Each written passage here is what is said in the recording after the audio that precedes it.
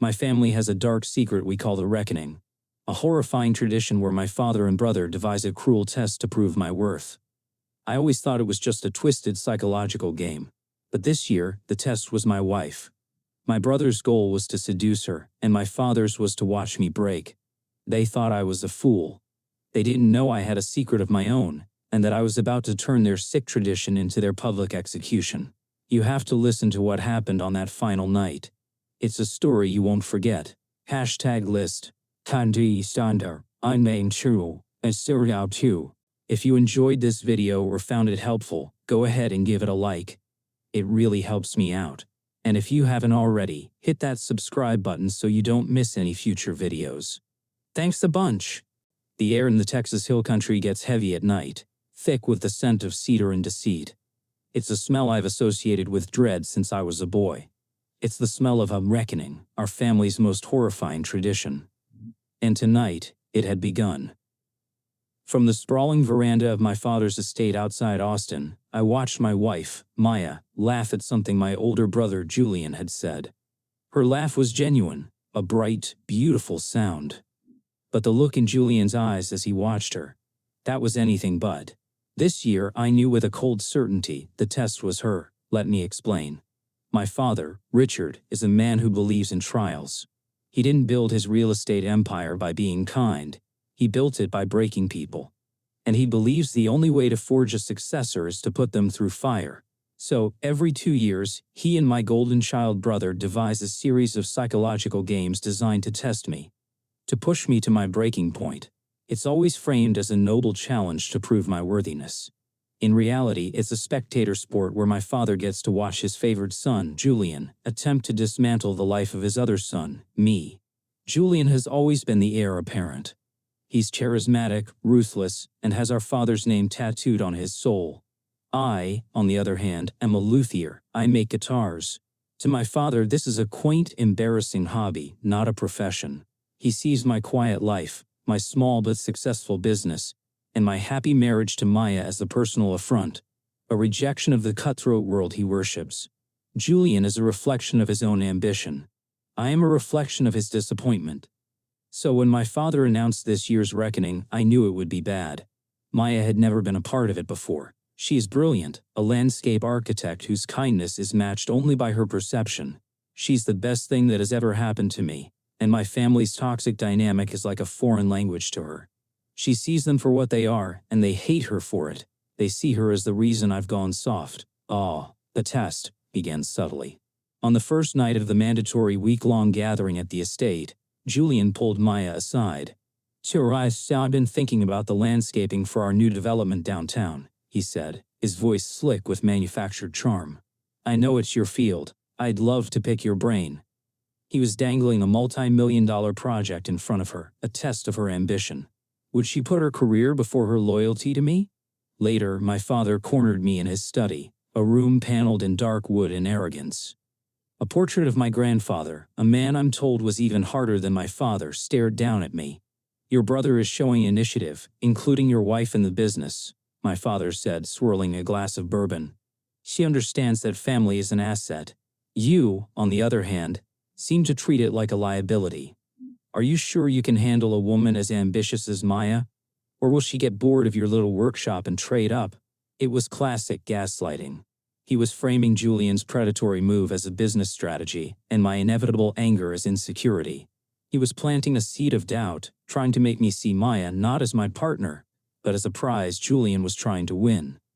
For years, this was how it worked.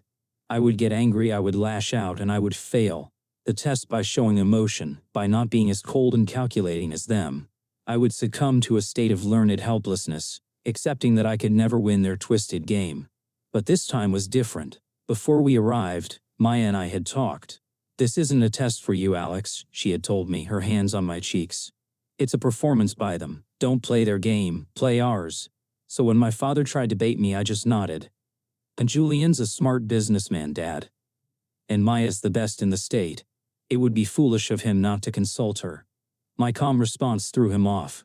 He narrowed his eyes, searching for the anger he expected.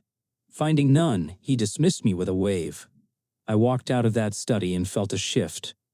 For the first time, I wasn't their pawn. The next few days were an escalation. Julian's attempts to get Maya alone became more blatant. He'd accidentally walk in on her while she was changing after a swim, offering a flimsy apology. He'd touch her arm when he spoke to her, letting his hand linger just a second too long.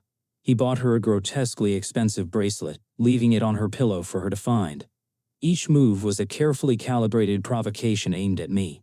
Maya handled it with a grace that infuriated them. She would politely thank him for the bracelet and then leave it on her dresser, unworn. When he touched her arm, she would subtly step away. She was a master of boundary formation, creating a wall of polite indifference that he couldn't breach. My mother, a woman who had long ago surrendered to my father's will, played her part as the enabler. "Oh, Julian has always been so generous," she'd say. "He just adores Maya. It's so nice to see." Her denial was a weapon, meant to make me feel like the crazy one for seeing what was happening right in front of us. She was living in a state of cognitive dissonance so profound that she could watch her older son try to wreck her younger son's marriage and call it a display of affection. The breaking point, for me, came on the fourth night. I found Maya in the garden, her face tight with a quiet fury she rarely showed. "He told me I was wasting my talent," she said, her voice shaking slightly. "He said you were holding me back. That with him I could build an empire, but with you, I'd just be tending a backyard garden." That was it. The rage I'd been suppressing came roaring to the surface. It wasn't just an attack on my profession anymore. It was an attack on our life, on the beautiful world we had built together, away from their poison. I went looking for Julian, ready to end this, to fail the test in the most spectacular way possible. But as I stormed through the house, I overheard my father on the phone in his study. The door was ajar. "The final paperwork is ready," he was saying, his voice low. "The transfers will be complete by Monday. Once the audit happens, all arrows will point to Alex's shell corporation. Julian's name is clean. By the time Alex realizes what's happened, he'll be buried so deep in legal trouble he'll be begging us to take over his assets in exchange for our help. Hence the reckoning will be complete." I froze, my hand on the doorknob. My blood ran cold. This wasn't just a psychological game. It was never just about Maya. That was the sideshow, the distraction. The real reckoning was the meticulous financial crime investigation they were engineering, with me as the fall guy. They weren't just trying to break my spirit. They were trying to erase me. Standing outside that door, listening to my father detail my execution, was the most clarifying moment of my life. The years of feeling inadequate, the constant pressure to prove myself, the deep-seated trauma bond I had with my family, it all snapped into focus. This wasn't a test of my character, it was a harvest. They had spent years cultivating my image as the emotional, unreliable, artistic son, so that when they finally framed me, no one would be surprised. They were going to destroy my life and call it a family tradition. My first instinct was to run, to grab Maya, get in the car, and just disappear. But I knew that was what they expected. They would paint me as the coward who fled when his crimes were about to be exposed. No, I wasn't going to run. I had been playing defense my whole life. It was time to play their game, but with my own rules. I went back to Maya and told her everything. I saw the fear in her eyes, but it was quickly replaced by a steely resolve.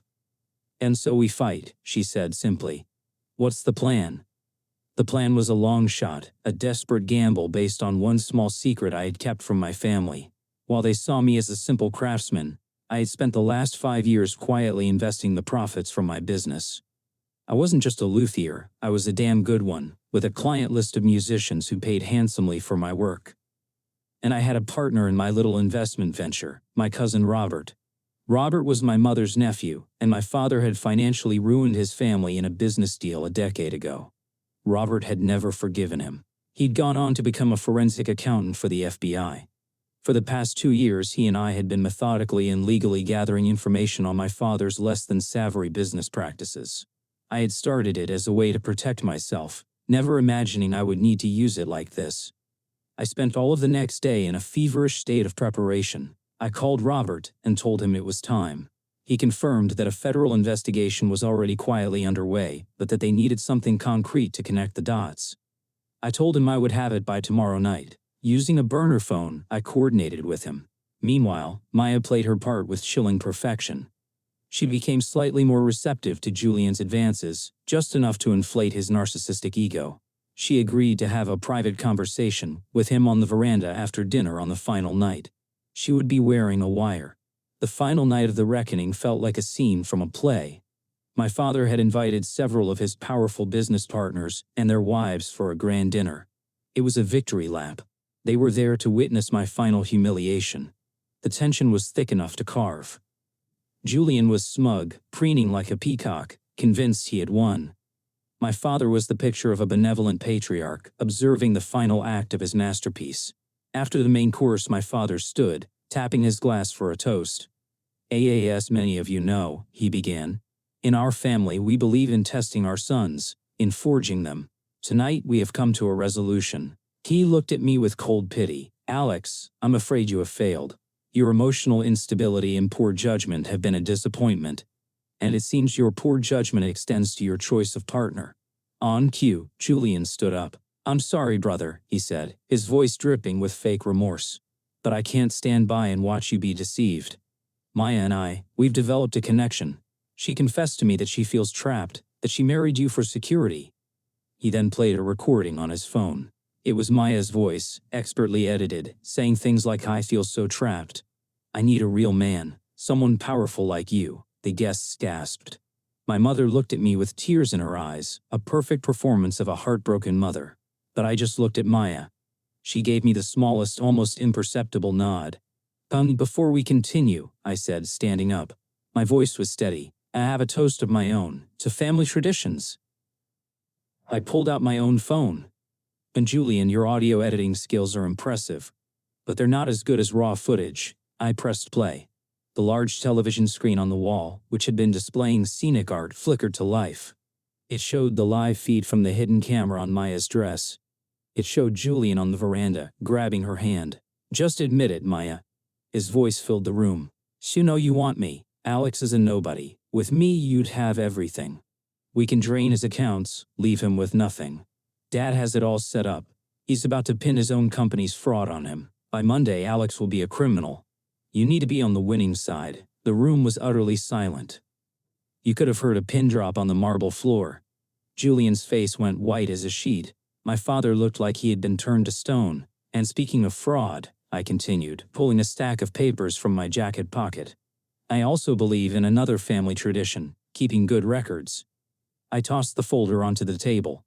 It was full of documents detailing the illegal offshore accounts, the shell corporation in my name, and the exact transactions my father had discussed on the phone. I believe my cousin, Agent Robert Miller of the FBI, will find these particularly interesting. In fact, he and his team are waiting at the front gate right now.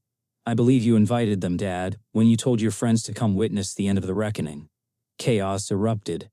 My father's business partners, realizing they were at a dinner celebrating a criminal conspiracy, began scrambling for the exits. My father was shouting, my mother was sobbing, for real this time. Julian just stared at me, his mask of superiority finally shattered, revealing the pathetic, envious man underneath. Maya came to my side and took my hand. We didn't say a word. We just turned and walked out of that dining room, out of that house, and out of that family forever. As we walked down the long driveway, we passed two black sedans coming up. I didn't look back. They say revenge is a dish best served cold. But I disagree. Sometimes it's a dish best served in front of everyone you've ever known, with undeniable proof and the full force of the law as your main course. My family's horrifying tradition was over. And a new one, a life of peace and truth with Maya, was just beginning.